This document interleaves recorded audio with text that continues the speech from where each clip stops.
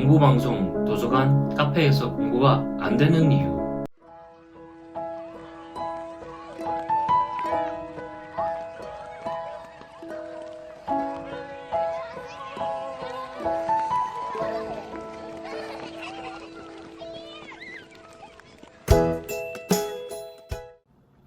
집에서 공부가 너무 안 돼서 집중도 안 돼서 바리바리 열심히 짐을 싸서 진짜 열심히 공부하자 이런 마음을 가지고 도서관에 도착을 했습니다. 혹은 카페에 도착을 했습니다.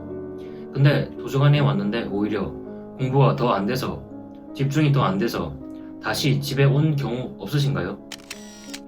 저는 이런 경험이 있습니다. 집에서 집중이 안 돼서 도서관에 갔는데 막상 더 집중이 안 돼서 1시간 만에 다시 집에 오는 경우가 있었습니다.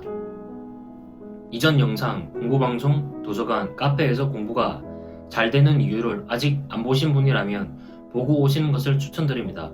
제가 지금 상단에 바로 갈 수 있는 느낌표를 띄워드리겠습니다.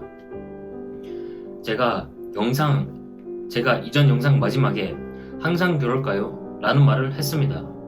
과학에서는 항상 그렇지 않다고 말을 해주고 있습니다. 그 이유는 무엇일까요?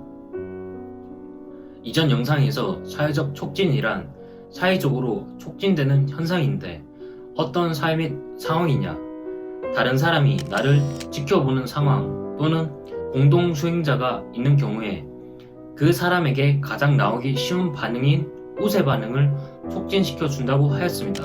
그러면 그 사람에게 가장 나오기 쉬운 반응이란 무엇일까요?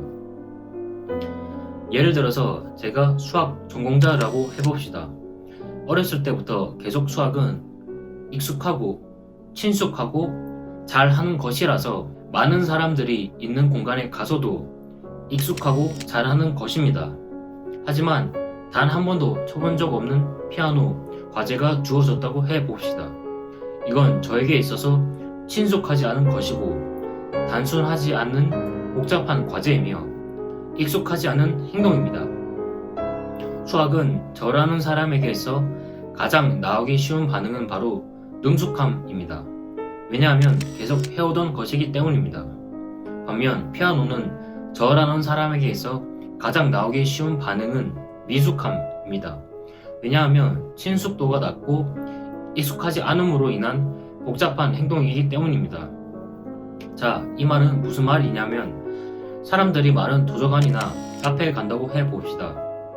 자신에게 있어서 연습이 잘 되어 있는 친숙한 과제이거나 연습이 잘 되어 있지 않더라도 난이도가 단순한 과제라면 이 과제의 행동은 우리에게 있어서 가장 나타나기 쉬운 우세 반응입니다.